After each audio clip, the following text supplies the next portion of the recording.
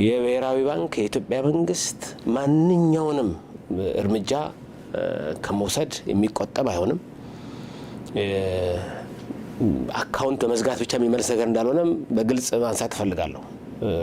ተቀባዮቹንም ያካተተ ላኪዎቹንም ያካተተ ሰፊ የማጥራት ስራ ሰርተናል። ሰላም ውድ ቤተሰቦቼ ሀብታሙ ለገሰ ነኝ። በዚህ ኢኮኖሚክስ ኤንድ ማቴማቲክስ በሀብታሙ በተሰኘው ዩቲዩብ ቻናል ላይ የተለያዩ ኢኮኖሚና ጉዳዮችን እንደማቀርብላችሁ ይታወቃል። እንግዲህ ዛሬም ከአሜሪካም ሆነ ከሌሎች የውጭ ሀገራት ለበዓል ብር የምትልኩ ሰዎች ተጠንቀቁ በሚል አስመጥቻለሁ። እንግዲህ በዓል የተቃረበ ነው። ገና አለ፣ ጥምቀትም አለ፣ ሌሎች በዓላትም አሉ። ከዚህ ጋር በተያያዘ እንግዲህ ኢትዮጵያውያን አብዛኞቹ በውጭ ሀገር የሚኖሩ በሀገር ውስጥ ያሉ ዘመዶቻቸውን በከፍተኛ ሁኔታ እንደሚረዱ ይታወቃል። የተለያዩ ብሮችን ከውጭ ሀገር ወደ ሀገር ውስጥ እንደሚልኩ ይታወቃል። እንግዲህ ከዚህ ጋር በተያያዘ የብሔራዊ ባንክ በጣም ጥብቅ የሆነ መግለጫ ወጥቷል። ከዚህ በተጨማሪ ደግሞ በአሜሪካ የሚገኘው የኢትዮጵያ ኤምባሲ በዋናነት የኢትዮጵያ ኤምባሲ በዋሽንግተን ዲሲ የሚገኘው ወደ 14 የሚጠጉ የገንዘብ አስተላላፊ ድርጅቶች ላይ ያስተላለፉ ኢትዮጵያውያን የቤተሰቦቻቸው አካውንት እንደታገደና ቤተሰቦቻቸውም ወደዚህ ኤምባሲ እያመለከቱ እንደሆነ ከብሔራዊ ባንክ ጋር እየተነጋገረ እንደሆነ አሳውቋል ማለት ነው። ከዚህ ጋር በተያያዘ እንግዲህ ብዙ ሰዎች ለዚህ ጉዳት ተጋላጭ እንዳይሆኑ ነው ማለት ነው ይህን ቪዲዮ የሰራሁላችሁ ያለሁት። እንግዲህ ታህሳስ 20 ቀን ከ4 ቀን በፊት የኢትዮጵያ ብሔራዊ ባንክ መግለጫ ወጥቷል። እንግዲህ በዚህ በመግለጫው ላይ የኢትዮጵያ ብሔራዊ ባንክ በባንክ በተሰጠው ስልጣን መሰረት ፈቃድ የሌላቸው የገንዘብ አስተላላፊ ድርጅቶች ላይ ብቻ ሳይሆን በሀገር ውስጥ የህገወጥ ብቻ የውጭ ምንዛሬ ተቀባዮች ላይም እርምጃ እየወሰደ ነው ይላል። እንግዲህ ይሄ ማለት የሚያስተላልፉት አካላት ብቻ ሳይሆን በነዛ በኩል ብር የሚገባላቸው ሰዎችም የዚህ እንግዲህ ሰለባ እየሆኑ ነው። እንደሚታወቀው ብዙዎቹ ከውጭ ሀገር ብር በህገወጥ መንገድ የሚያስተላልፉ የሚሰሩት ምንድነው ሀገር ውስጥ ባሉ የብር ባንክ አካውንቶች ውስጥ ነው ብር የሚያስተላልፉ። ስለዚህ እነዚህ አካውንቶች የዘጉ ነው ማለት ነው። በዚህ ሂደት ከውጭ ሐዋላ ገንዘብ የሚልኩላቸውን የቤተሰብ አባላትና ወዳጆች አላስፈላጊ እንግልትና አገልግሎት መስተዋወቅን ለመጠበቅ የውጭ ምንዛሬ ውጭ የምትኖሩ ዜጎች የኢትዮጵያ ዲያስፖራ አባላት ፍቃድ ያላቸውን ተቋማት ብቻ እንድትጠቀሙ የኢትዮጵያ ብሔራዊ ባንክ አጥብቆ ያሳስባል የሚል መግለጫ ወጥቷል ማለት ነው። በዋናነት እንግዲህ እንደ ምሳሌ ብሎ የጠቀሳቸው አሉ። እነዚህ ብቻ አይደሉም ማለት ነው። ኦፍ ኮርስ የኢትዮጵያ ኤምባሲ በዋሽንግተን ዲሲ የሚገኘው ከዚህ በላይ ነው የጠቀሰው። እሱም ቪዲዮ እጋብዛችኋለሁ። እንደ ሸጌ፣ አዶሊስ፣ ሬርሲ፣ አቫንቲ፣ ወለድ ዳይሬክት ሊንክ፣ ራማይ ፔይ፣ ዩኤስ ዋየር፣ ዞላ እና ታጅ የመሳሰሉ የገንዘብ አስተላላፊ ድርጅቶች በኢትዮጵያ ህጋዊ ፍቃድ የሌላቸው ድርጅቶች መሆናቸው ሊታወቅ ይገባል። እንግዲህ በእነዚህ የሚያስተላልፍ አካል ቤተሰቦቹ ብር ላይ ደርሳቸው ይችላል። ኢቭን ያለ ባንክ ላይ ያላቸውም አካውንት ሊታገድባቸው ይችላል ነው። ትክክለኛውን ኬት ታገኛላችሁ እና nbe.gov.it/mta ገብታችሁ ሊስት የተደረጉትን ከ100 የሚደርሱ ፍቃድ ያላቸው የገንዘብ አስተላላፊዎችን ማግኘት ይችላላችሁ ነው። ከዚህ ጋር በተያያዘ እንግዲህ ቅድምም እንዳልኳችሁ የኢትዮጵያ ኤምባሲ በዋሽንግተን ዲሲ መግለጫ ወጥቷል። እንግዲህ በመግለጫው ላይ በጣም ብዙ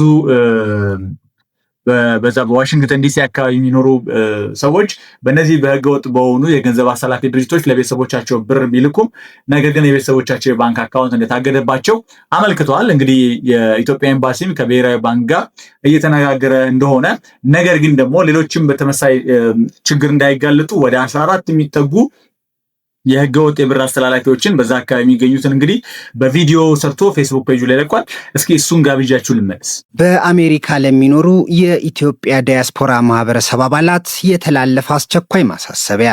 በዋሽንግተን ዲሲ የሚገኘው የኢትዮጵያ ኤምባሲ በሰሜን አሜሪካ ከሚኖሩ የዲያስፖራ ኮሚኒቲ አባላት መካከል በኢትዮጵያ የሚገኙ የቤተሰብ አባሎቻቸው የባንክ አካውንት መታገድን በተመለከተ በርካታ ቤቱታዎች ደርሰውታል።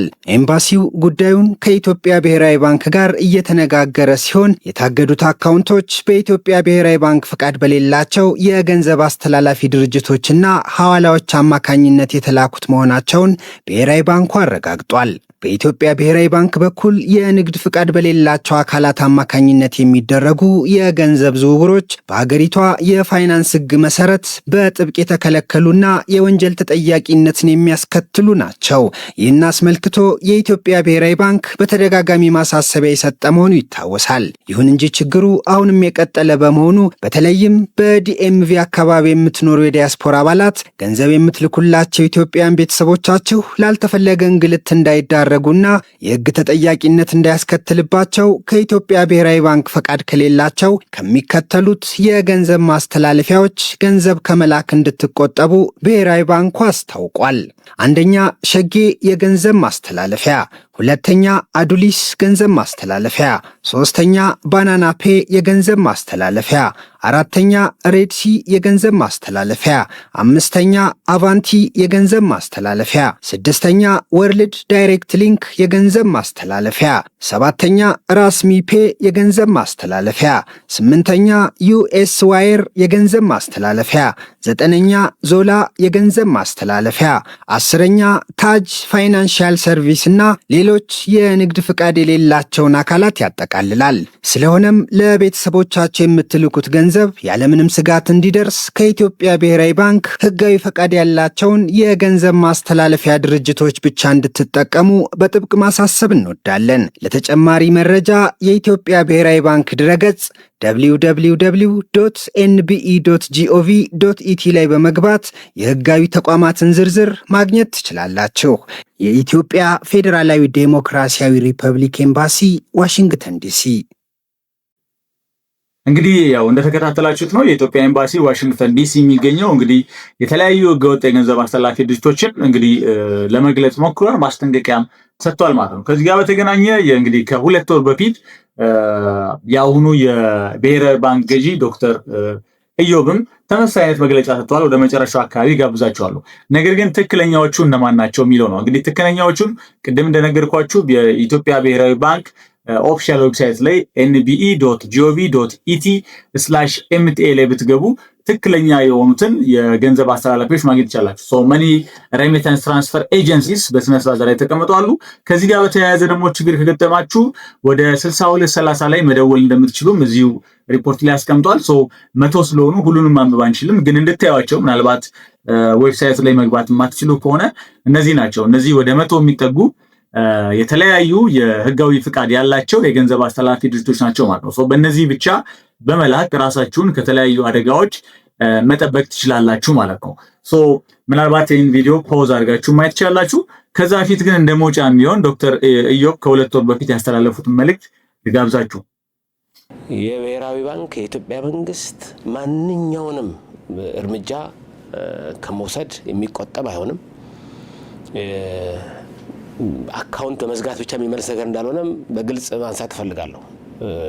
ተቀባዮቹንም ያካተተ ላኪዎቹንም ያካተተ ሰፊ የማጥራት ስራ ሰርተናል። ወደ ተቀናጀ እርምጃ እየገባን ነው። ስለዚህ ገንዘብ በእነዚህ ህገወጥ ተቋማት በኩል የሚልኩ ዜጎቻችንም ከዚህ እንዲቆጠቡ ማሳሰብ እፈልጋለሁ። ከነዚህ ጋር የሚሰሩ በተለያየ የንግድ ስራ ላይ የተሰማሩ አስመጪና ላኪዎችም ከዚህ ስራ እንዲቆጠቡ ማሳሰብ እፈልጋለሁ።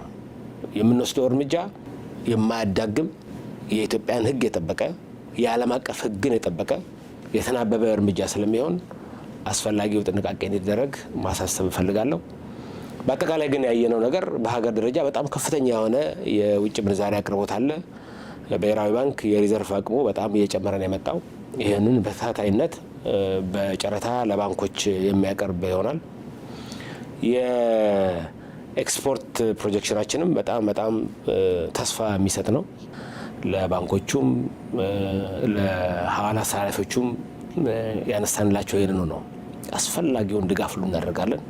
ነገር ግን በህጋዊ መንገድ አልሰራም ከህግ ውጭ እሄዳለሁ የሚለው በተመለከተ በእጃችን ያለውን ማንኛውንም አቅም ተጠቅመን ይህንን የምናስቆም ነው የሚሆነው። ስለዚህ በዚህ ስራ የተሰማሩ በሙሉ እንዲታቀቡ ማሳሰብ እፈልጋለሁ።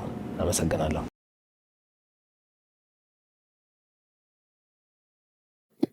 በጣም አመሰግናለሁ። እንግዲህ የዚህ ቪዲዮ ዋና ዓላማ ከውጭ ሀገር ወደ ሀገር ውስጥ ለቤተሰቦቻችሁ፣ ለእናቶቻችሁ፣ ለወንድሞቻችሁ፣ ለአጎቶቻችሁ ለበዓልም ይሁን በሌሎች ምክንያትም ብር የምትልኩ ሰዎች የተወሰኑ ሳንቲም ለማግኘት ብላችሁ የምታደርጉት ነገር እንግዲህ እዚህ ያሉ ቤተሰቦቻችሁን ከተለያየ ነገር እንዳያስተዋጉላቸው መልእክቱን ለማስተላለፍ ነው።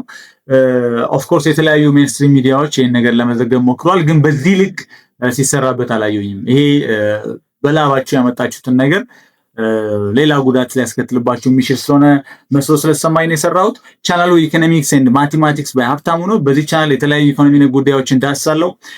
ምናልባት እስካሁን ድረስ እየተከታተላችሁኝ ካልሆናችሁ ፎሎ እንድታደርጉኝ ጠይቃችኋለሁ። ሰሞኑን ራሱ ብሔራዊ ባንክ ያወጣውን ወደ 4 የሚጠጉ ምክረ ሀሳቦቹ ላይ በተያያዘ የሰጠሁት ማብራሪያ አለ። እሱን ብታዩ ጋብዛችኋለሁ። ቴንክ ዩ